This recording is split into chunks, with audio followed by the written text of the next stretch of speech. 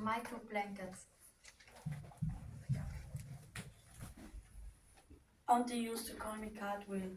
Then came the war and Auntie didn't call me Cartwheel anymore.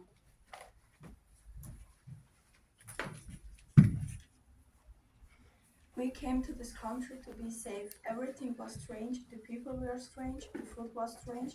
The animals and the plants were strange. Even the wind felt strange. Nobody spoke like I did. When I went out, it was like standing under a waterfall of strange sounds. The waterfall was cold. It made me feel alone. I felt I wasn't me anymore. When I was at home, I wrapped myself in a blanket of my own words and songs. I called it my old blanket. My old blanket was warm, it was soft, it covered me all over. It made me feel safe. Sometimes I didn't want to go out. I wanted to stay under my old blanket forever. One day, a girl in the park smiled at me. Then she waved. I wanted to smile back, but I was scared. I kept walking with Auntie. When I looked back, the girl waved again. Next time we went to the park, I looked for the girl. She wasn't there. We went back 3 times before I saw her again. She waved and smiled. I felt warm inside. The girl came up to us and said something. Her words were strange. It was like being back under the cold waterfall. But the girl kept smiling. She took me to the swings. I got in and she pushed me higher and higher. I wanted to laugh.